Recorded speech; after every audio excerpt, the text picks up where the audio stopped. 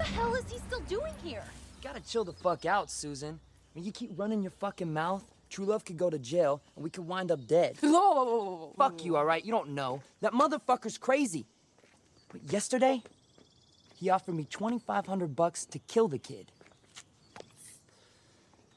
What? Right. Kill him. Oh, Jesus. Well, first you give me mouth, and now you give me fucking tears? Do me a favor, Susan. Have a period or something.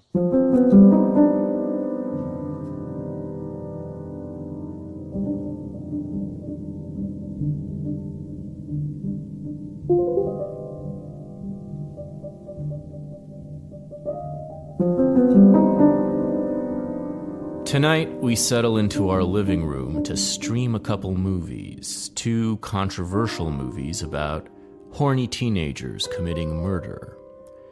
The first is Nick Cassavetes' Alpha Dog from 2006, starring Justin Timberlake, Emile Hirsch, Ben Foster, Sharon Stone, Bruce Willis, and Anton Yelchin.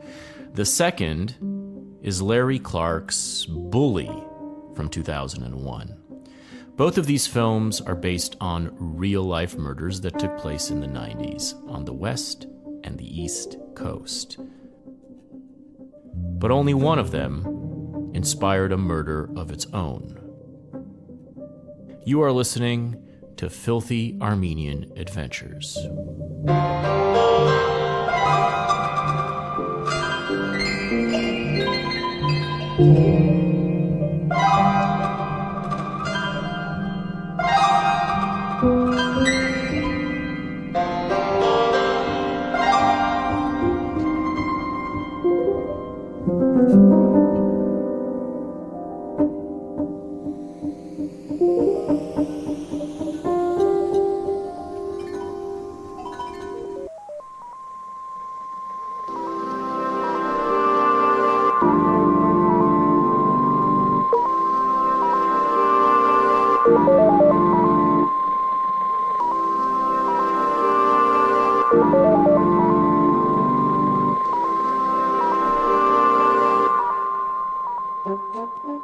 Hey everyone, it's your host Alec Mohibian with a quick note before we begin.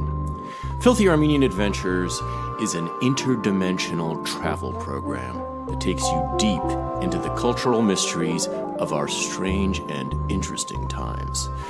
In search of truth, in search of gold, in search of lost friends and unsung heroes, in search of John Galt's motor.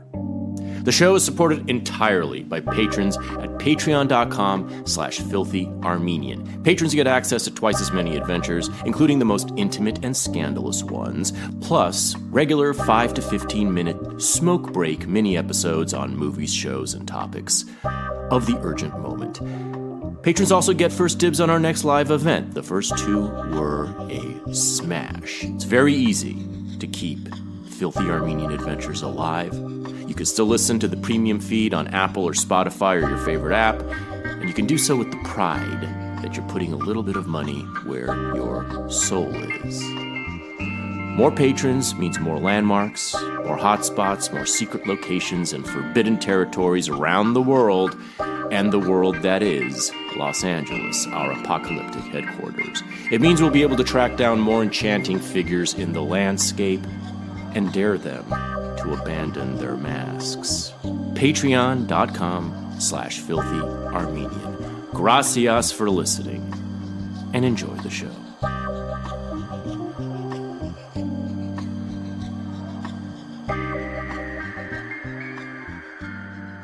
And, like a kiss being blown, I am on the air with Adam Lehrer, who I have called forth to discuss a new sensation for me regarding movies.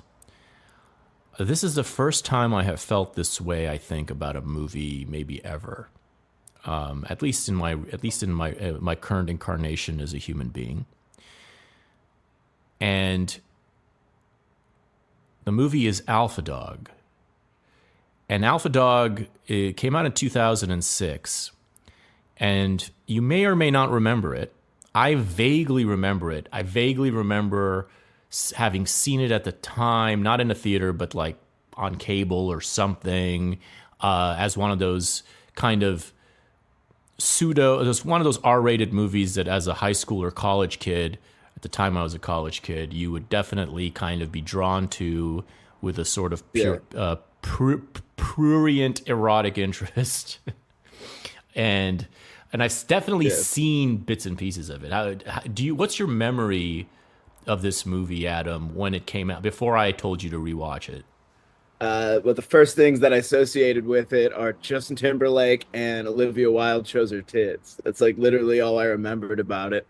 But then when I rewatched it, I was like, oh yeah, it's about the kid in LA who was killed and etc. And I remember there was like a big controversy around the movie because the victim's parents did not want this movie coming out, especially because the character that Timberlake portrayed ended up portraying this like piece of shit sociopath in like this kind of, oh, I feel really bad that I'm shooting a fucking 17-year-old point blank in a fucking ditch. So it's like the movie was kind of like a micro event, and it came out like the year before I went to college. So yeah, I remember it. I remember like Justin Timberlake got an acting launch off of it, and that it launched a bunch of stars, some of whom burned out by now, some of whom are still around. Yeah, it's got a star-studded cast. It's based on a true crime, and I'll get into that crime, and I'll get into the connections here. I'm just going to come out and say it. The reason that I watched this movie is because it comes up in Elliot Rodgers' manifesto, My Twisted World. And it comes up as the reason that he moved to Santa Barbara.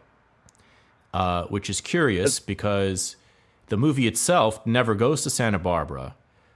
It actually substitutes Palm Springs for Santa Barbara to fictionalize where things happen. Like it's a very non-fictional movie, but to fictionalize things, it does something very silly, like it turns Santa Barbara into Palm Springs.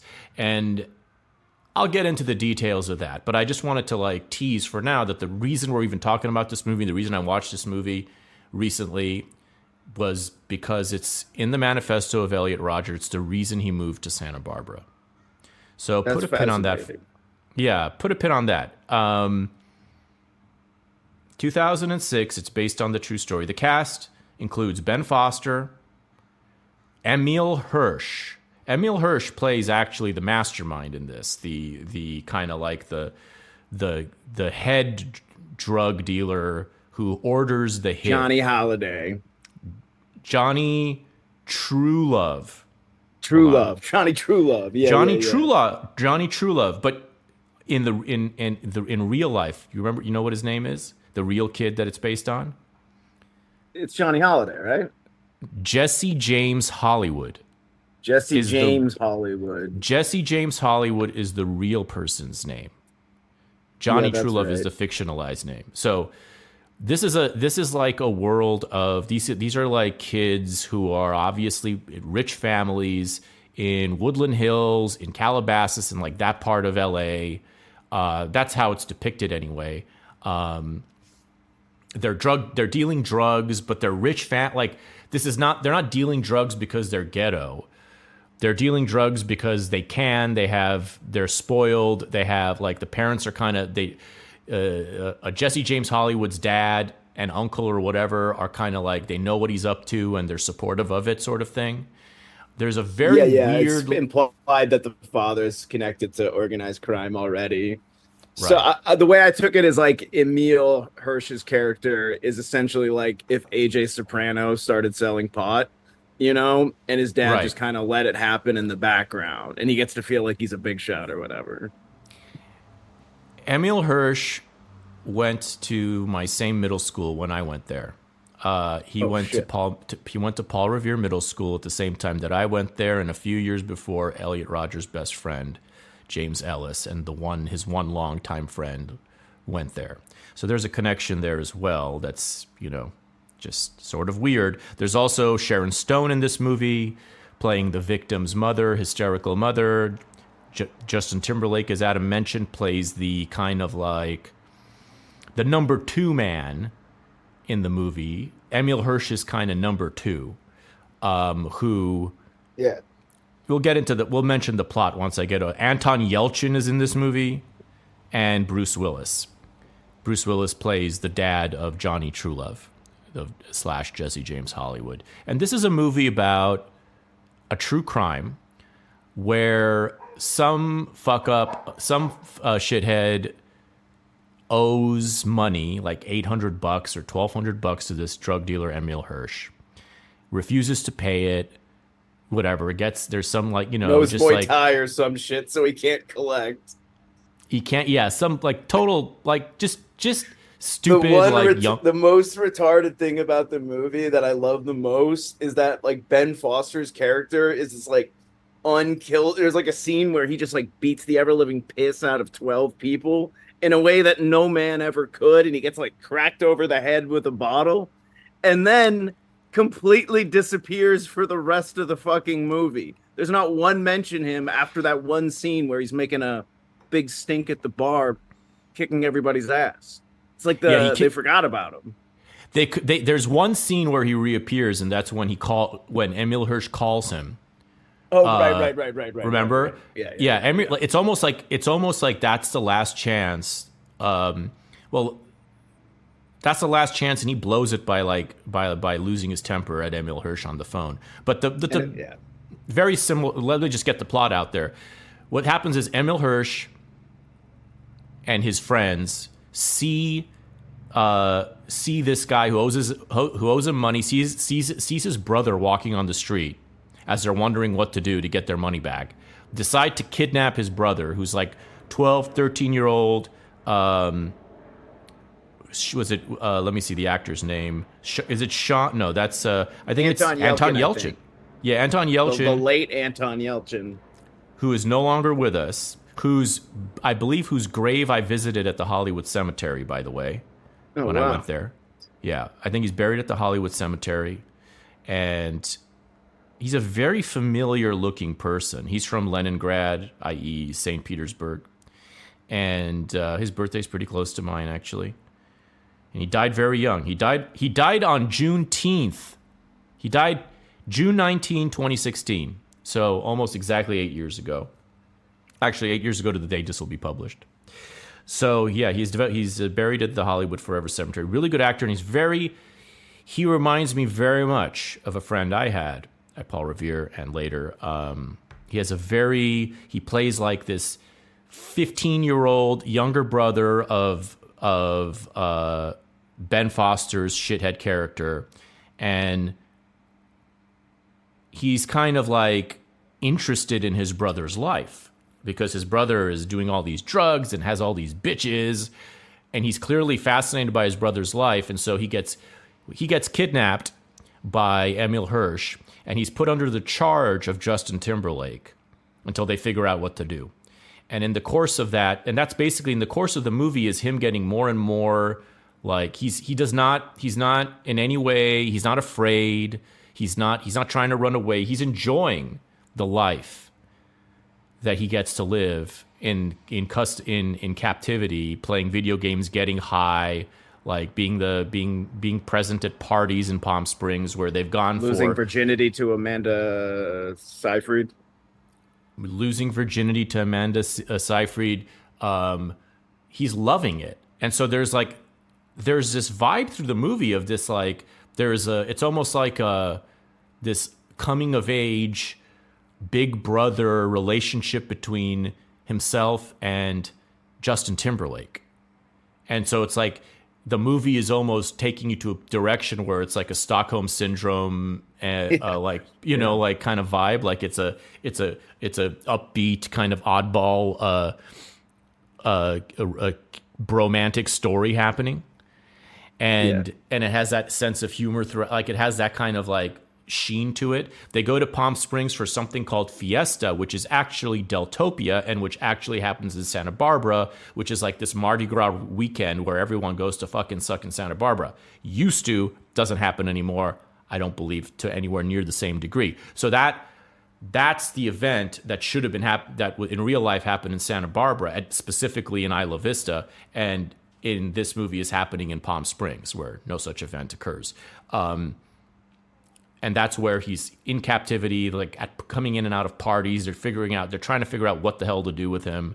They don't know what to do with him. Well, spoiler alert, eventually Emil Hirsch decides that they have to kill him because the cost of them not killing him would be too big, and they're going to go to jail for too long. So there's like a half-baked scheme to kill him, bury his body in Palm Springs, and try to get away with it somehow, rather than return him to his parents, who and just get away with a slap on the wrist. Take their reduced sentences, yeah, take their 2-year sentences or whatever. So he like orders a hit. Then his dad finally realizes that he tells him to to come to his senses and not have this happen and fucking ruin his life. But it's too late. The hit already happens before he can get it reversed. The kid is shot in the head in the presence of who he thinks are his new friends, Justin Timberlake and the Sean Hatosi character, who does the actual fire, that actually pulls the trigger. They bury him, and then of course, it doesn't go like Emil Hirsch. Everyone but Emil Hirsch gets caught. Emil Hirsch barely escapes, and somehow does escape. Yeah. And mysteriously is funded by his father or whatever in exile until several years later. This just comes up in the credit. He's found in Paraguay or something. He's found in the movie. And apparently he was trying to consult on the movie while it was happening, and that was part of how. Yeah, and that was part of how the feds tracked him down. Is he insisted he get like a fee to tell help them with the script, help them with the tone or whatever. So like I think when I heard that, I was like, we are truly dealing with like a despicable piece of shit. Like scum of like the lowest kind. This is a guy who is like remorseless. So it's interesting watching the movie. It felt like at times they were trying to approximate the old genre of when misbegotten youth brushes up with actually real felonies, of which Bully is certainly of the same genre. Even like they're trying to do a Bret Easton Ellis thing. It's all set in L.A., but it's almost like Nick Cassavetes was trying to tell too many stories at the same time or something. And because even when I just rewatched it, I was like,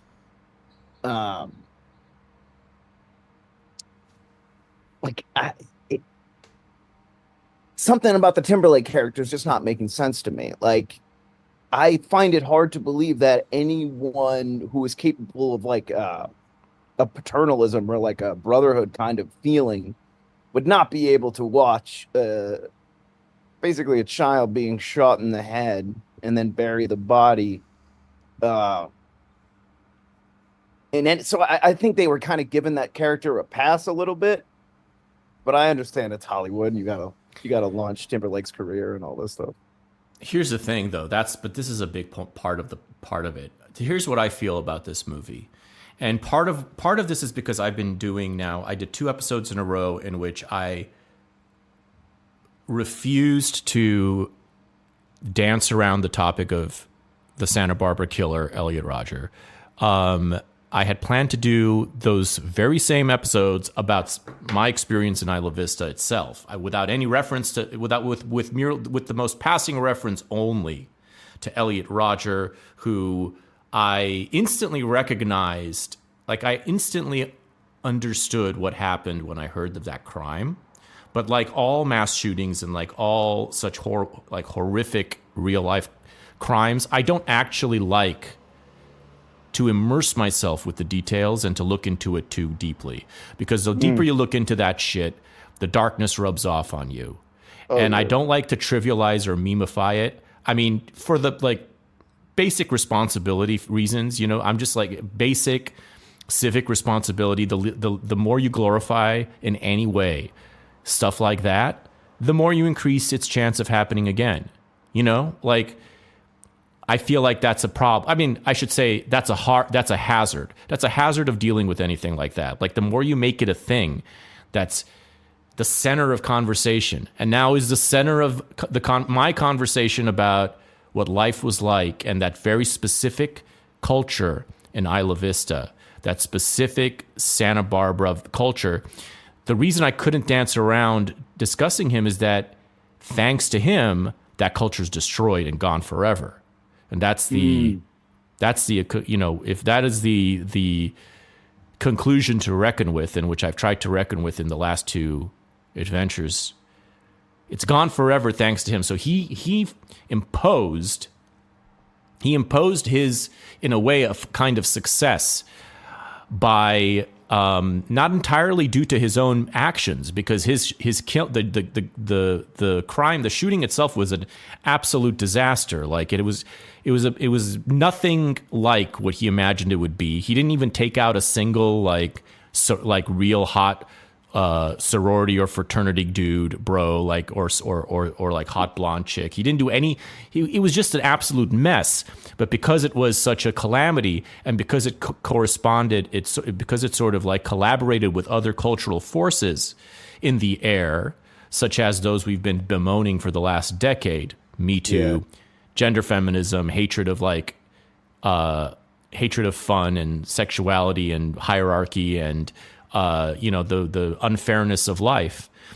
Basically, all of those forces were his secret allies, and they collaborated with him to destroy entirely the world that existed for 50 years untarnished in Isla Vista, the Neverland of that 60s free love, like just youth arena that little island is, which with its hazards. And the thing about Elliot Rodger is he wasn't the first person to commit that kind of crime in Isla Vista. Only 13 years before him, somebody else did almost exactly the same thing with the same number of victims, lost his mind, tried to run over a bunch of people because he was sexually frustrated 18-year-old. He didn't plan it in the way that Elliot Rodger did, and the jury gave him temporary insanity. Like, they accepted his plea of temporary insanity. And this sort of thing, and it's happened before as well. Like, there is a pattern of people who cannot handle the particular kind of paradise hell that Isla Vista is and was, or that it was. Mm-hmm. But timing wise, and because he left a manifesto that actually is really hard not to read once you start reading it. And it's not a manifesto, it's a story. It's an autobiography. I mean, I don't know if you've read it. Have you read My Twisted I've read Life? bits and pieces here and there, you know. Yeah. Never read the whole thing, but he's definitely got a seductive way with words. Yeah, he does, unfortunately. And the bottom line is, if you leave behind a book that's very readable, that's the real reason why his imprint on history. Reality. There's a reality TV narrative to Elliot Rodgers. You know, he's so uniquely 21st century when it comes to murderers. You know, every century has their archetypal criminal. Yeah. Late 20th was Manson. He's kind of like ours, which is like supremely alienated, lonely white dude, blaming women specifically for his problems. And oh Jesus, it's just like, there's no way the media, and he left a fucking book. Yeah, like there's no way the media wasn't going to run wild with this. But it is interesting that you mention it, because they're not portrayed flatteringly in Alpha Dog. You know, they're portrayed as like wigger scum, and very relatable to the kids I grew up with in Cape Cod, which was like a very, very similar scene, which was messing around with drugs. But like when you're messing around with drugs, you're always brushing up against, there's always like this much of a layer between you and actual outlaw, right? Yeah. So you're meeting shady fucking people. You also possess drugs, which makes you technically an outlaw. You're exactly. You've got illegal. Yeah, you know, you illegally possess, and you're and illegally in Cape Cod we felt imbibing. like it too. Yeah, but But what's not portrayed negatively is how the guys interact with women in the movie. It's considered completely fucking normal for them to uh behave how they behave around women in a Right. They treat them like bitches. Narrative. Right. They treat them like they're bitches, basically. Yeah, exactly. Yeah. And it's kind of like portrayed as like that's kind of just how boys will be boys, guys are sort of thing. But if that movie was made now, that would be considered part of their condemnation, you know? This movie would never be made. Who deal drugs. Yeah.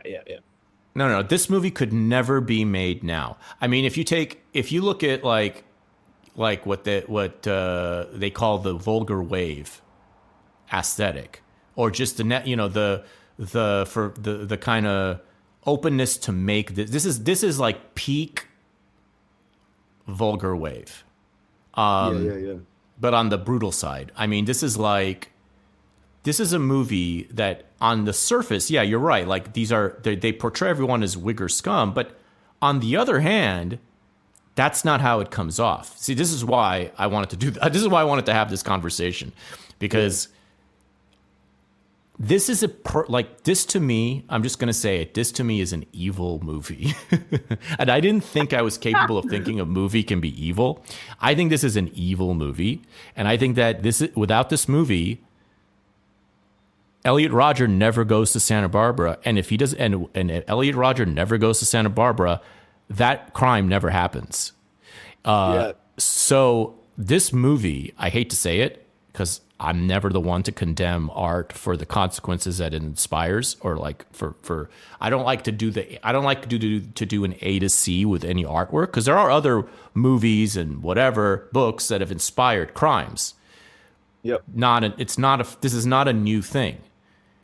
But is there another movie or book?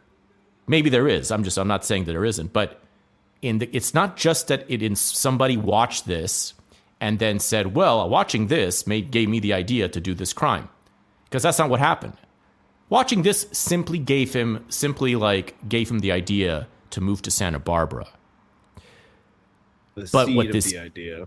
It's this movie to me actually did. It influenced him in ways that are deeper than he admits to, because if you watch this movie, there is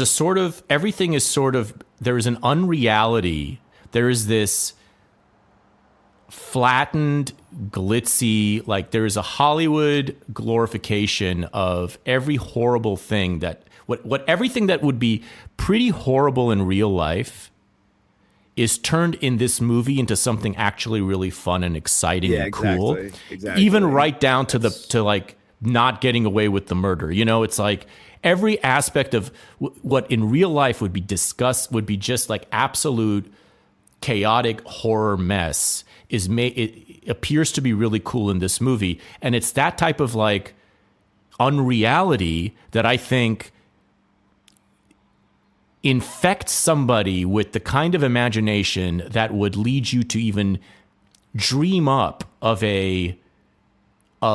what is the world that Elliot Rodger thought he was going to penetrate or get into in Santa Barbara. His idea of how this shit works, where women are just like this hot slut who is going to do whatever you say because you have the power. Porn and brain. By the way, it's super porn brain. Yeah, it's totally porn brain, and he didn't even watch real porn. So one of my big dogs not barking with him is that he didn't watch porn, as far as I'm aware. He saw porn like twice. Both times it was somebody else watching it, and it was like it freaked him out. And I don't know, so like he was like, I think he was probably he definitely had issues with sex. Like that's even more freaky when you think about it. To develop such a vile obsession with women and at the same time not even to be watching porn, that means you're just like whole brain is like inner torture. But I know, which like, it was.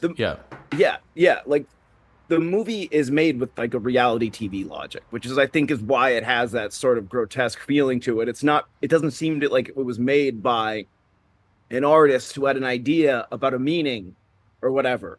It was like, oh, here's this tawdry tale of low-life, despicable pieces of shit getting carried away, essentially, and killing a kid. Because, like, I like that aesthetic generally because I think it's very real. You know, bully. I would even the movie about the Norwegian black metal musicians that came out that everybody hates. I actually thought it was kind of good because it shows this thing when like youthful hijinks keep getting deeper and then eventually get out of control in some actually very adult and serious way. But this movie like never seems to grasp with its own consequences. And it just seems to like, yeah. You're watching it and you're like, these are felons, but at the same time, they're all portrayed in this kind of like dowdy, yo, what up kind of way that doesn't feel true to life at all. Like I've known kids like the one that Justin Timberlake plays. This kid I grew up with, Chris Blake, he ended up doing 10 years in prison. We knew back then that he was a loathsome, vile piece of shit. Like it's never subtle with these kinds of people. Right. They're not Justin Timberlake with like an aw shucks kind of demeanor. They're like violent, despicable lowlifes. Yeah, and they're not Emil Hirsch either. Like Emil Hirsch is the worst character, as the most evil character in here. But because he's Emil Hirsch, he's charming. And he's good looking. He's very good looking in this. I'm sorry to say it, but clearly Elliot Rodgers saw himself and he saw Emil Hirsch as like his best self because he's short, very short, much like Elliot. The number one thing in Elliot Rodgers' world is how short he was, which is only like 5'7". It's not a big deal. But he viewed himself as short, bad at sports, the big loser in life's lotteries, genetic lotteries, blah, blah, blah. But here in this movie, he sees himself running this, cabal. This cabal from his parents' living room. Again, it's from his parents' living room. It's not the mall. Cabal from the mall. It's not like this is a gangster kid who's like like this is all Muppet Babies ass drug dealing and pimping and hoeing and everything. Fantasy, yeah. It's a pure kid fantasy. It's very watchable, by the way. Yeah. Like, at no point, I didn't even know what it was about. I straight up did not know what it was about. I watched it just because I knew that he watched that movie. And he said that it inspired him because of all the bitches in it. And because he found out that the true story took place in Santa Barbara. So he researched it deeply because he was so inspired by this movie. It's the one movie that he cites in his manifesto that's like a real movie. The rest are like Hunger Games, Game of Thrones, which the also rest are like speak to this, but would speak to Game of Thrones, especially would speak to what you're saying right now, because it of course too is like, actually I was just complaining about it to the old wife right here. We watched the new season of the spinoff or whatever last night. Literally zero happens for about 56 minutes, but just to keep your attention, they end it all with I shit you not, child getting his fucking head sawed off. So completely flat for an hour. You have no feeling towards any of these characters, but oh yeah, we're gonna go farther than fucking Gaspar Noé has gone in his entire career in the last sequence. So I think Elliot's whole world must have just been like, he didn't understand the consequence or meaning of anything. He just sees the bitches and he doesn't see the fact that it ended with murder and lifetime sentences. Yeah. And he doesn't even see that, like in this movie, the bitches are so powerless in the presence of their pimps. Yeah. They're like so powerless in a way. They'll complain and they'll be sassy, but then like they'll eventually just go along with whatever's happening. That bears no resemblance to real life. In real life, the bitches call all the shots, and like if they say whatever they say goes. I mean, I don't think it was different back then either. No way. I mean, God, at 17, 18 to 20, you're so desperate. I remember my first like real long-term girlfriend. I remember like having the feeling like, oh, I better hold on to this one or else I might never have sex again, you know? Yeah. Like, and she fucking trampled on my heart like a million times over. So yeah, no, men are completely powerless at that age because they're so full of desire and want. But there's this sense that there's a sense that you have at that age that somewhere out there, some guys are having it just as good as Justin Timberlake and Emile Hirsch in this movie. Johnny as Jesse James Hollywood. Everyone has a sense that there are Jesse James Hollywoods out there getting all the good stuff. When I talk about everyone, I'm talking about adolescent, sexually frustrated boys who see this sort of media and who think that they're missing out. Where it's like, yeah, I guess we all kind of operate beneath illusions to an extent. Like we all have our fantasy version of our of future of ourselves. Oh, I'm gonna move to New York and live amongst artists, or oh, I'm going to keep working hard and go professional in this sport that I'm good at. But like Elliot's version of reality wasn't even a possible future. It wasn't even really a dream. It's just a distortion, an alienation. Like there's nothing to aspire to in this movie. And if like your pure aspiration is to just be able to like write a woman off, write a woman who looks like Olivia Wilde off as a nothing, who can be completely exploited around. I think the kid was Elliot must have been like a very sad kid for a very long fucking time. And he was. Yeah. I don't even want to I don't even want to continue talking about him because I talked about him so much, and I feel like that I know Well, I feel guilty that I've talked about him as much as I have. I don't like it's the Beast, dude. It's because we all saw the Beast. Yeah, that's true. And it was impossible to not like, once you realize that that is being done in that film, that bit is being done, it's just like, holy shit, what a throwback. It's the Beast. It's the Beast. Yeah. I mean, the Beast was amazing. And that was like it was like done at the perfect time post Elliot, because it's been exactly 10 years now. So 2014 is like a fault line in history. So the Beast did this thing where it was like a perfect callback to what they call in the movie, it was like our timeline, Yeah. the second timeline in the movie, but ours, but it was actually 10 years ago. It's actually 10 years ago. Yeah. And everything has changed. Exactly. Everything has changed, but it also felt like history stopped moving. Yeah. Like we've been in a flat circle, and every time the Earth rotates, it looks a little bit different, but yet we're stuck in the same timeline. And that's like the post-Elliot Rodgers timeline. Yeah. And that was the point of my last two episodes, is that's where we are now. And that's not where we were before. And it's so easy to forget the difference because we're stuck in that timeline.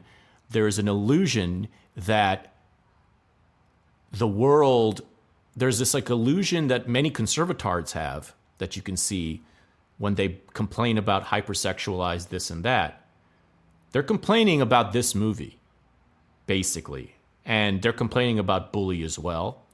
But they're not realizing that actually that this is like on the opposite side of the wall of that we're living in. It's like we're trapped in a loop that's not this movie. This movie could never be made today. Alpha Dog.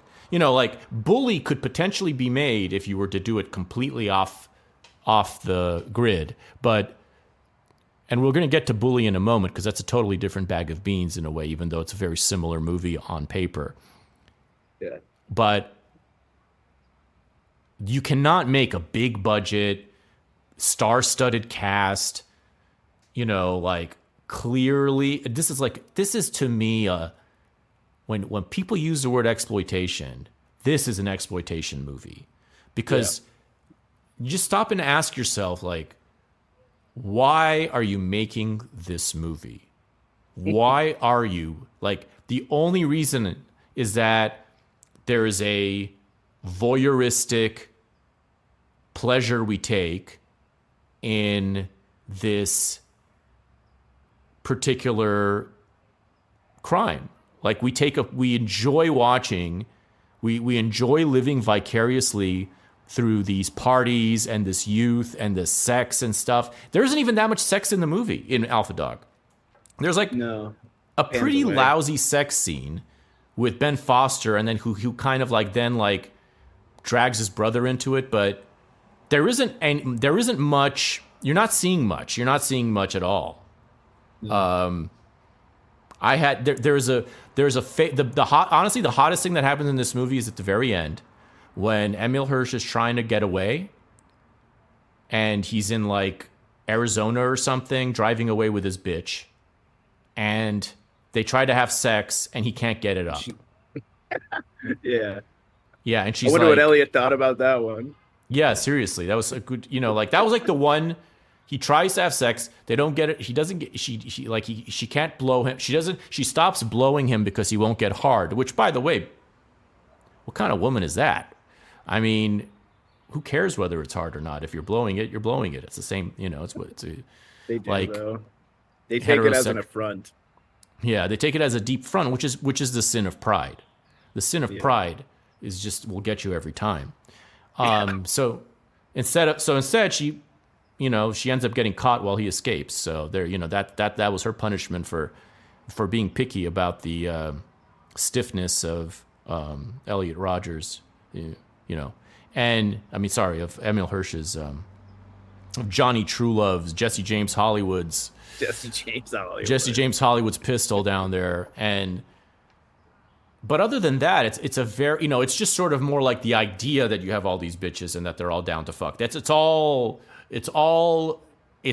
abstract basically, and it's all just sort of this like cartoonish version of reality, and that's why I feel like this is the evil movie. I mean, this is truly what beyond just inspiring the move to Santa Barbara, without which there is no Day of Retribution. It just creates that it depicts a world in which absolute nonsensical fantasies make sense. Yeah, it's interesting, especially because I read around the movie too. Like the victims' parents were begging production for this movie to be halted. Yeah, and then they showed kind of what happened to the mom. She tried killing herself twice. She gained about 100 pounds. But on opening night, the rumor was that they had paid this family off. Yeah. And they bandied about the parents like trophies, like, oh, they love the movie. To be fair, the mother said she was touched by Anton Yelkin's portrayal of her son. But that was the only good thing she said about it. Yeah, and I found it to be so. I mean, like, what did you think of that? Because at the end, what happens is in the beginning and the very end, they have these like documentary style scenes with the parents. It's not the real parents. The actors playing the parents. The actors playing the parents after the crime, like as if they're being interviewed in a documentary years after the crime. Yeah. And like there is an actually very well performed, horrifying appearance of Sharon Stone looking 100 pounds heavier, and describing the fact that she's tried to kill herself 3 times and being, which just is like from a real news interview. She was just doing a pantomime. She was doing a pantomime, and it's quite affecting. I mean, that's like after all this fantasy, you get that fist to your face, like at the end. Kinda. It was handled clunkily though. Like I just think. John Cassavetes, like all 3 of his kids became like film. You'll see their names on like random projects from the 90s and 2000s. And they're all kind of like this, where they show like sparkles of something, but just don't quite come together. And this movie kind of just, to me, it just lacked meaning. It didn't find the meaning in this. Whereas something like Larry Clark can find meaning in something like this. I guess it's sort of like it's sort of like a parental advisory movie, or at least I think that's how it would uh, I think that's how those who made it would sell it as. But there's just so many loose ends. Like, what happens to the brother who got him into this mess in the whole first place? What happened to the family? Everybody involved. We're just like left with the jail sentences, the horrifying mom, and then it cuts out, and it kind of lacks. I don't want to say it lacks a moral edge, but it just kind of lacks it lacks the meaning that you're supposed to have taken from the end of something. Dude, it does lack a moral edge. I mean, I hate to I'm sounding like the type of people who would boycott HBO in the 90s, but I don't know how else to react to this movie. There's no other than the most you can say for this movie. Well, it's very watchable, as I said. Like it's not boring, but No. How can it not be? You're taking a crime that you can't, everyone knows where it's going at a certain point. Yeah. So it's kind of a safe bet. Like plot wise, holy shit, you're starting from a place where people are doing a bunch of crazy, wild, carnal shit that's going to end up in a tragic murder. And so you're as an audience member, you're trapped into watching this movie. You're not going to stop watching it. Yeah. You know what I mean? Like I don't know. It seems like a real cheat.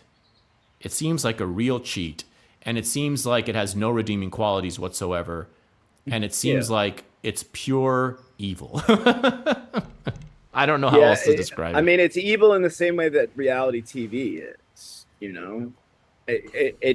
And that's kind of what the movie's fault is. It feels more like it's a reality TV piece or a Lifetime movie, than a fully fledged than a fully thought out project. Right. And well, reality TV, what's your version of an evil reality TV show? Because I would say it's evil in this way that all the serial killer bullshit is evil. In which there's this ostensible... I think the most evil, but in a really interesting reality program is 90 Day Fiancé. I haven't seen it, but I should. Because that one, I think, has actually the most real world... I mean, that has, like, devastating real world consequences for the people that participate in it. Mm-hmm. It's literally... Michelle and I watch it religiously. I can't stop, It's fucking absolutely enthralling. It's like Marquis de Sade couldn't plot shit like this out, but it's desperately lonely Americans reaching out to desperately poor, usually third worlders, and then luring them to America. They usually get 2 seasons out of this already, the American visiting the foreigner and vice versa. And then it's like in every single case, it goes fucking horribly. Like there's been maybe like one happy ending for any of the participants on this show. This show has hosted a rape of this one was really fucking bad. Like, I still can't believe I watched it. But you watch this disgusting, filthy, like tiny 5 foot tall freak named Ed, who's been single for like 50 years. Joel, this like 18-year-old Filipina who literally lives in like a fucking dirt hut into sex. And it's not actual rape. It's just like, it's getting pretty fucking close. And the TV is just like scrolling the whole fucking time, And that is the version of reality to me that creates something like Elliot, where human misery is just dined upon for the content consumption of the masses. And we all kind of take part in it tacitly. It's fucked. Like, because I'm fully cognizant watching 90 Day Fiancé how twisted it is, but that's like what I love about it, So I think like Alpha Dog, came out 2005. It was like, it it was getting into the reality TV boom. Because 5 years after, a crime like that would be on TV constantly, endlessly, every single night in perpetuity. So it's like at the beginning of this like hyper scandalization of tragedy and human misery.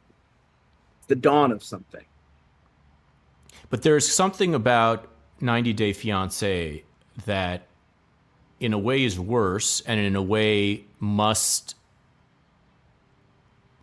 be some, like, do you think there's anything in it that's redeeming? Because there's a way in which it's worse because it's actually generating the conditions in which everything happens in the show. Yeah. It's not following people who are doing this already. It's creating it, right? Like, yeah, it connects the people who are talking online.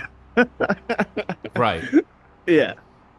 So it actually, there are some cases where occasionally they'll give the audience like a happy one where like it's a Cameroonian guy and an American co-ed and they fell in love on vacation and she got pregnant and then they follow them.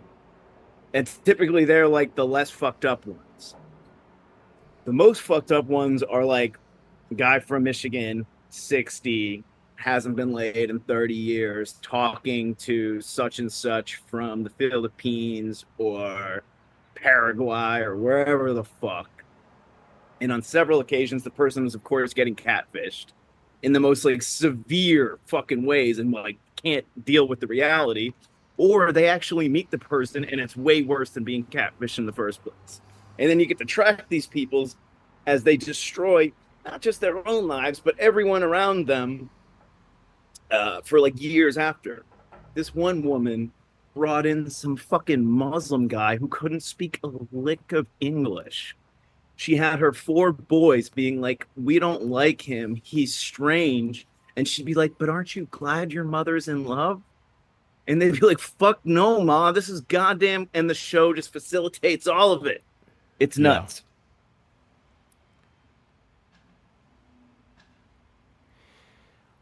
I'm trying to think of like,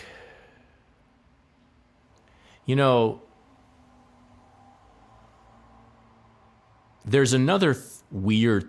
There's certain like it seems like it seems like the Pandora's box has been opened on everything now, in terms of like anything that has entertainment value, in theory, will be exploited.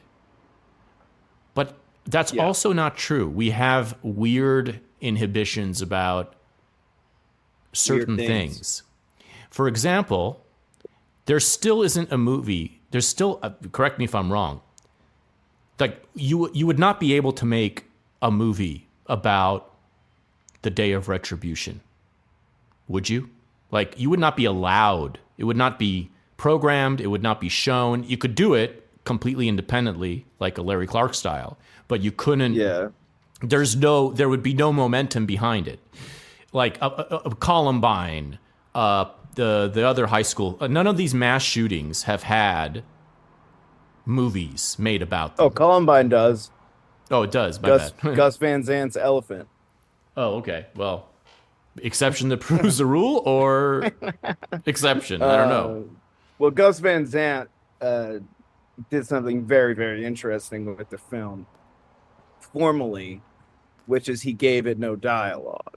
And it's just follows the days of the kids' lives, and implies a bunch of shit that we can't possibly know, but it has like a gay shower scene between the kids right before they suit up.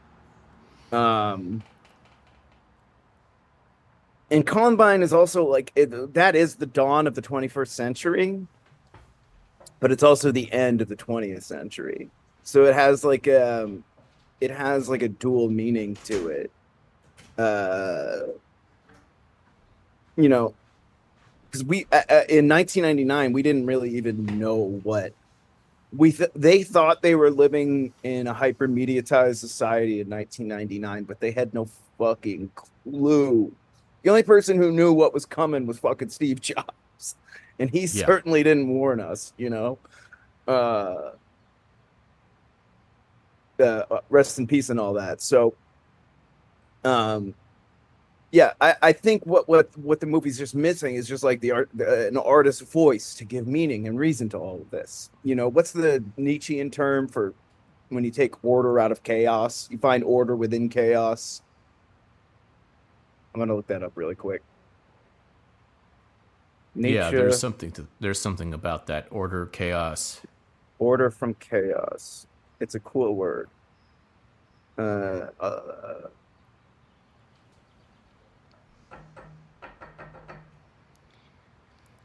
Fuck it. It's like Gazukum something 'cause it's German, but Nietzsche had Guzzle cum squat. guzzle. Yeah. Yeah, Guzzlecum is the practice of guzzle cum. finding meaning and order in chaos. Hey, That's what the movie is spot the lacking. lie. It's lacking the cohesion in all its watchable chaos. Well, it's lacking the like. There's something about every movie about anything bad, which if it's a good movie, and if you watch it, and if you're like, there's something redeeming about it. And it's not, I mean, people will hear this, people who don't understand art at all will hear that and say, well, it must therefore have a redeeming moral message. No. That's not what that means. It may have a redeeming moral message that may be in there somewhere. But a It's there redeeming in True formal Detective. element. Huh? It needs The a formal redeeming element- formal element.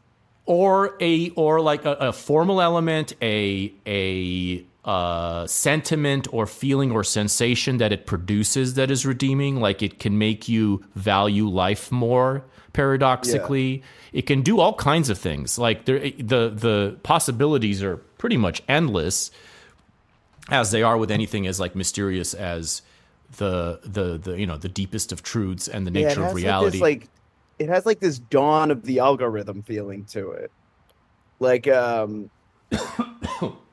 remember early 2000s pop music was all being produced by like a couple of Swedish producers that we didn't fucking know the names of. Everything was hyper manufactured and they were starting to marketize and niche everything. But in a weird way, that's what I kind of feel about Alpha Dog. It has a sort of flatness to it. It has Well, I'll tell you. Yeah, go ahead. It just feels like it was like all made by algorithmic committee. Like, let's bundle the stars together.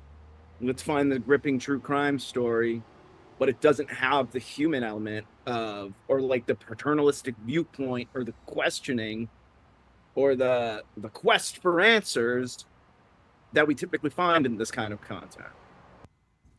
And that does it for the free portion of this episode. To find out how a movie about a salacious real crime involving libidinous teenagers can avoid being evil, subscribe for the second part of our conversation where we talk about Larry Clark's Bully. Patreon.com/filthyarmenian. You put a little bit of money where your soul is, and the world becomes such a more gratifying place. Thank you for listening. See you on the other side of the paywall, and I hope your summer is off to a hot start.